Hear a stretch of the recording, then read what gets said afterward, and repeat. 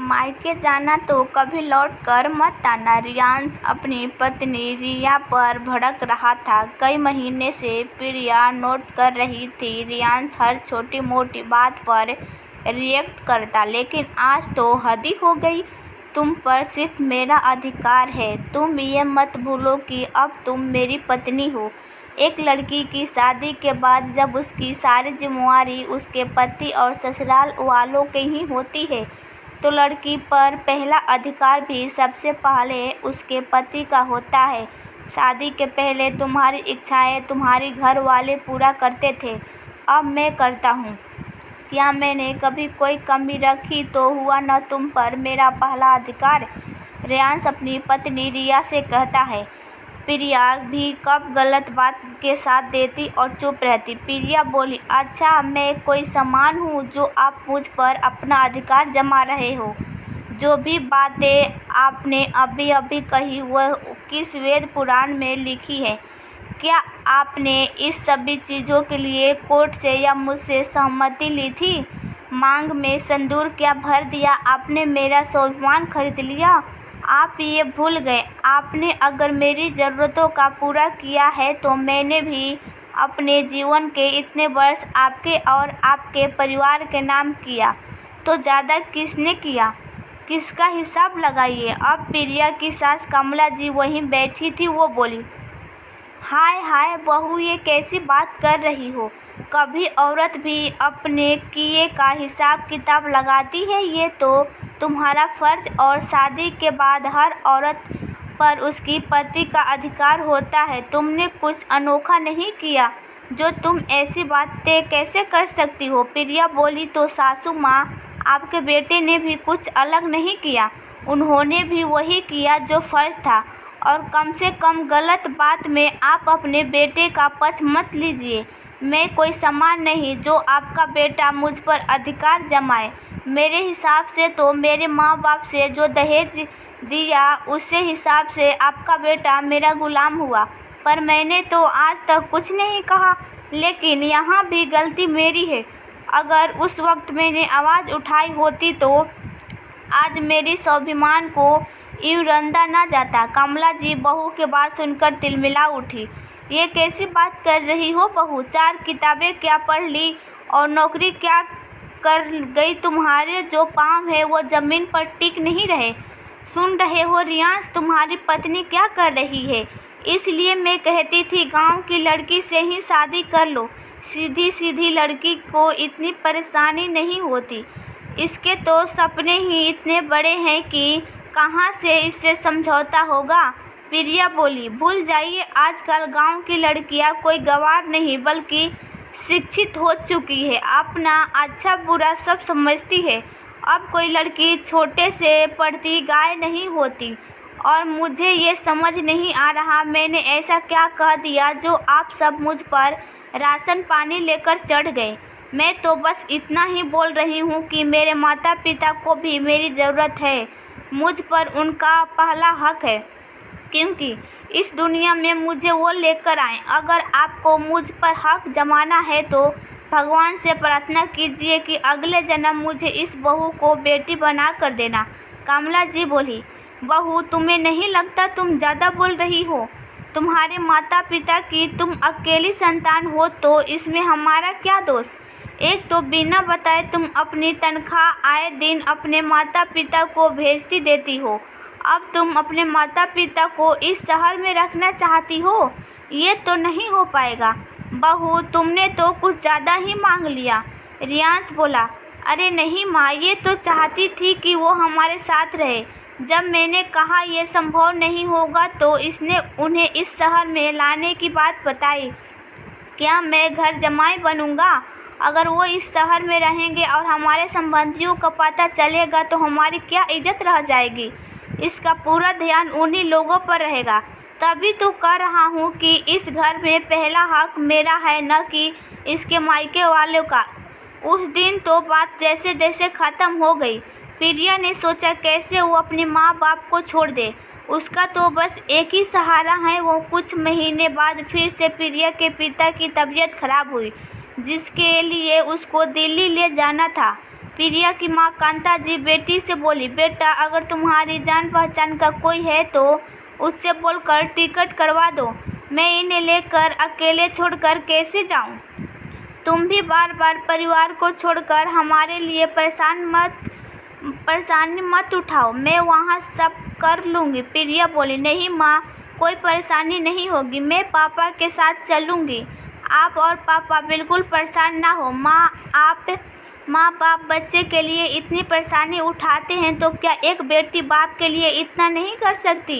जहाँ तक मेरे परिवार की बात है, परिवार की पूरी जिम्मेवारी क्या एक औरत पर होती है? पति पत्नी दोनों पर होती है। क्या होगा अगर कुछ रोज के लिए ये बच्चों को संभाल लेंगे?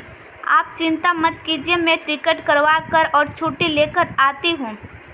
प्रिया और उसकी माँ की बातें कमला जी ने सुनी। उसने जरा भी सब्र ना हुआ और उन्होंने दफ्तर फ़ोन करके रियांश को सारी बात बताई। जब रियांश घर आया, प्रिया रोज की तरह उसकी पसंद का खाना बनाई थी। वो बोला, क्या बात है, आज फिर कोई बात मनवाने के चक्कर में हो क्या? अब ये मत कहना कि मायके जाना है या उन्हें यहाँ लाना है, क्योंकि मैं तैयार नहीं हूँ। कमला जी मुस्कुरा रही थी। प्रिया समझ गई। वो बोली, आज्ञा की ज़रूरत छोटों को पड़ती है।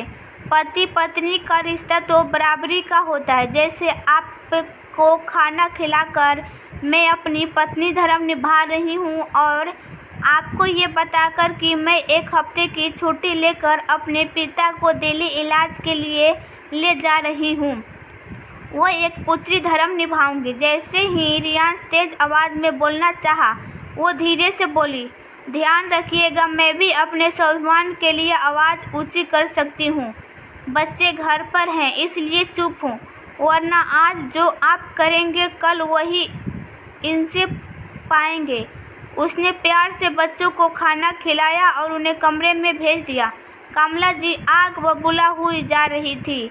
जब बहू के सामने दाल नहीं गली तो अगले दिन कमला जी ने प्रिया को बिना बोले प्रिया की माँ को फ़ोन किया और बहुत कुछ बोली। कांता जी बेचारी कहती भी तो क्या कहती। उन्होंने बेटी को आने से जब मना किया तो प्रिया समझ गई, पर उसने किसी को एक नहीं सुनी। जब पति ने कहा कि अगर तुम वहाँ गई तो मैं तुम्हें कभी लेने नहीं आऊँगा, प्रिया मुस्कुराते हुए बोली, मर्दों का ये आखिरी हथियार होता है जिससे वो आखिरी वक्त पर अपनी पत्नी के स्वाभिमान को ठेस पहुंचाकर फिर इसका इस्तेमाल करते हैं। रियांश बोला, मैं मजाक नहीं कर रहा हूँ।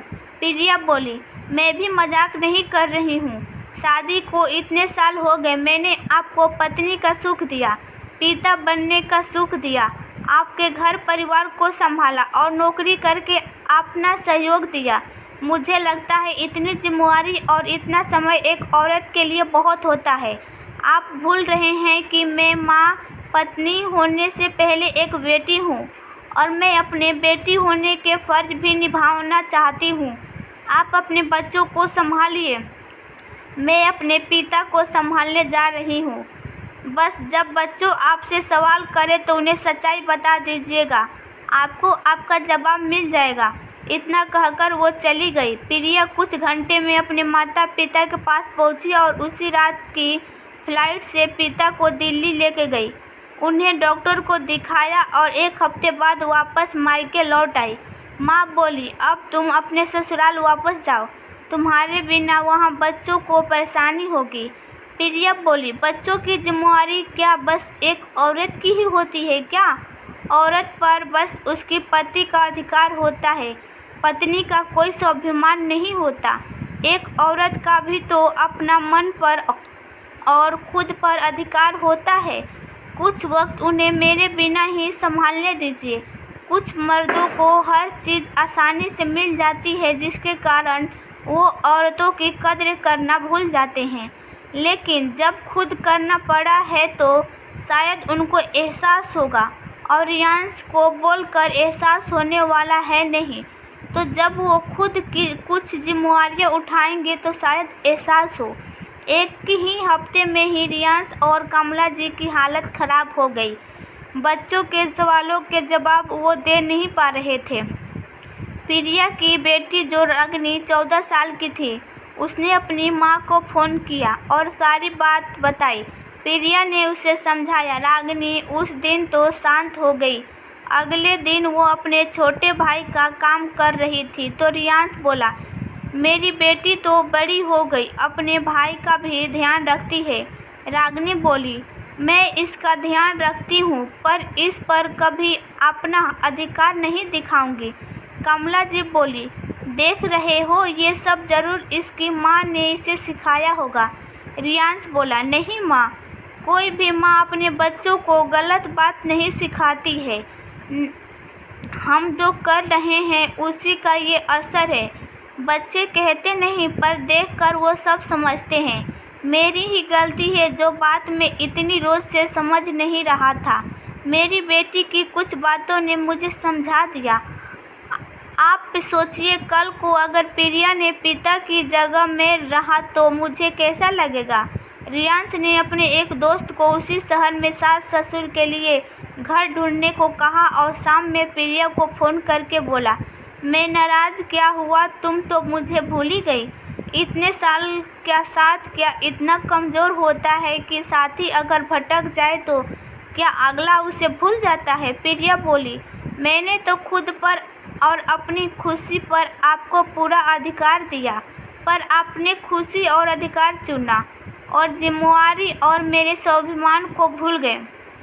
आज ज़रूरत बच्चों ने आपसे कुछ ऐसा कहा होगा जिसके कारण आपको एहसास जागा। काश कि आप मेरी जगह रह कर देखते, तब आपको परिस्थिति समझ में आती। रियांश को अपनी गलती का एहसास हो चुका था। कमला जी को थोड़ा वक्त लगा, आखिरकार उन्हें मनाना ही पड़ा। रियांश बड़े आदर साथ प्रिया को वापस लेकर आया और कुछ महीने बाद उसके साथ जाकर एक घर उसके माँ बाप के लिए और वक्त रहने उसे शिफ्ट किया ताकि प्रिया परिवार और माता पिता दोनों को संभाल